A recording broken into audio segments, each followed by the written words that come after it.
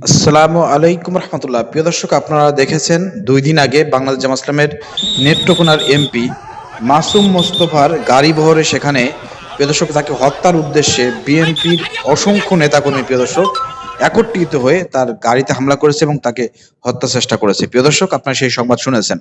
প্রিয় দর্শক, এ বিষয়ে গতকালকেই সংসদে জামাতে ইসলামের এমপি মাসুম মোস্তফা তিনি এ বিষয়ে মাননীয় স্পিকারকে বলেছেন এবং তার নিরাপত্তা এবং তার পরিবারের নিরাপত্তার জন্য তিনি সরকারকে জানিয়েছেন যে নিরাপত্তা দিতে হবে। চলেন প্রিয় দর্শক, সেই ভিডিওটি আমরা দেখে আসি। এবং তারা আমাকে মেরে ফেলার জন্য চেষ্টা করে। পরবর্তীতে আমি শুনতে পাই যে সেখানে পেশাদার কিলারকে নেওয়া হয়েছিল যাতে আমাকে হত্যা করা হয়। যে মসজিদের মুসল্লিদের প্রতিরোধের মুখে তারা দরজা ভাঙতে পারে নাই বলে আজকে মাননীয় স্পিকার আপনার সামনে দাঁড়ানোর সুযোগ হয়েছে। আসসালামু আলাইকুম। আমি অত্যন্ত দুঃখের সঙ্গে আমি হাউসকে অবগত করছি, গত 24 তারিখ শুক্রবার আমি আমার নির্বাচনী এলাকা 161 নেত্রকোনা 5 আমি আমার সাংগঠনিক কাজে সামাজিক কাজে এলাকায় যাই। কাজ শেষ করে ফেরার সময় আমি একটি ফিলিং স্টেশনে দেখতে পাই প্রচুর গাড়ির ভিড়। তখন আমি স্বাভাবিকভাবে সেখানে দাঁড়ালাম। ফিলিং স্টেশনে আমার গাড়ি রেখে আমি মানুষের খোঁজ খবর নিলাম। ইতিমধ্যেই মাগরিবের আজান হয়ে যায়। আমি ফিলিং স্টেশনের সেখানে নামাজের জায়গা, সেখানে নামাজ পড়তে যাই আমার লোকজন সহ। এই মুহূর্তে বিএনপির কিছু লোক যারা বিএনপির নাম ধারণ করেছে তারা সন্ত্রাসী, তারা আমার গাড়ির উপরে হামলা চালায়। আমার লোকজন যারা সাউন্ড শুনে আসে তাদের উপরে হামলা করে, শারীরিকভাবে নির্যাতন করে এবং আমি যে মসজিদে ছিলাম সেই মসজিদে গিয়ে আমাকে খুঁজে বের করার জন্য চেষ্টা করে। মুসল্লিরা মসজিদের দরজা বন্ধ করে দেন।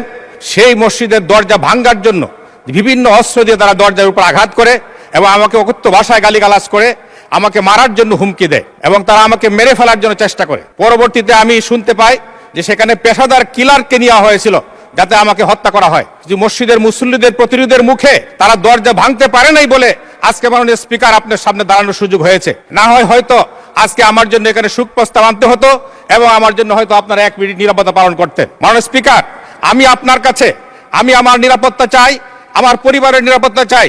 আমাদের মাননীয় প্রধানমন্ত্রী স্বরাষ্ট্রমন্ত্রী মহোদয়ের কাছে আমি আমার এলাকার সংগঠনের কর্মীদের নিরাপত্তা চাই। মাননীয় স্পিকার, এইভাবে আমাকে জনগণ জিজ্ঞেস করেছে যে কি অপরাধে আপনার উপর হামলা করা হলো, আমি অপরাধটা বলতে পারি নাই। মাননীয় স্পিকার, পুলিশ যাদেরকে গ্রেফতার করেছেন তাদের মধ্যে একজন শুধু তালিকাভুক্ত আসামি, বাকিরা সবাই নিরপরাধ। আজকে 9 জনের জামিনে চলে আসছে। আর যারা আসামি ছিলেন তারা সকলেই মিছিল করতেছেন। এই মুহূর্তে আমার কাছে ফোন এসেছে 3টার সময় যে তারা মিটিং করতেছে। ওকে, মাননীয় অপরাধীরা ঘুরে বেড়াচ্ছে। মাননীয় স্পিকার, আচ্ছা, আমি মাননীয় এসপি মহোদয়কে বলেছি যে অপরাধীরা প্রকাশ্যে ঘুরে বেড়াচ্ছে কিন্তু তাদেরকে গ্রেফতার করা হচ্ছে না, তালিকাভুক্ত আসামিদেরকে। মাননীয় স্পিকার, আমি আপনার মাধ্যমে আমার নিরাপত্তা চাই এবং আসামি যাতে গ্রেফতার হয় তাদেরকে উপযুক্ত শাস্তির ব্যবস্থা করা হয়। আমি আপনার কাছে সহযোগিতা চাই।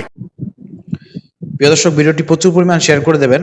কয়েকদিন আগে আপনারা দেখেছেন যে এই সংসদে আপনার প্রিয় দর্শক হান্নান মাসুদ তার জীবনের নিরাপত্তা চেয়ে তিনি আবেদন জানিয়েছিলেন। প্রিয় দর্শক, স্বরাষ্ট্রমন্ত্রী বলেছিল যে আপনি স্থানীয় থানায় মামলা করেন, আমরা দেখতেছি।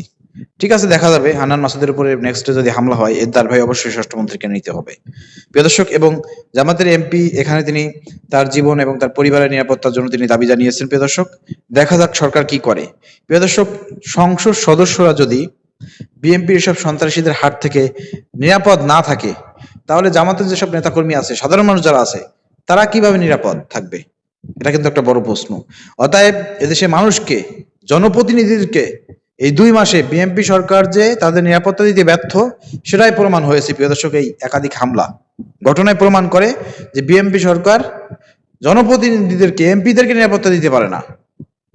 এ হচ্ছে অবস্থা। এবং আপনারা দেখেছেন প্রিয় দর্শক, এই যে শাহবাগ থানায় সেখানে ডাকসু নেতৃবৃন্দের উপর কিভাবে মব তৈরি করে ছাত্রদলের সন্ত্রাসীরা হামলা করেছে। প্রিয় দর্শক, পুলিশ প্রশাসনের সহযোগিতায় প্রিয় দর্শক রাষ্ট্রীয়ভাবে মব তৈরি করা হয়েছে। প্রিয় দর্শক, তো প্রশাসন এবং বিএনপি সরকার যে এদেশের জনগণের এবং জনপ্রতিনিধিদের ডাকসু নেতৃবৃন্দের নিরাপত্তা দিতে ব্যর্থ হয়েছে সেটাই প্রমাণ হয়েছে।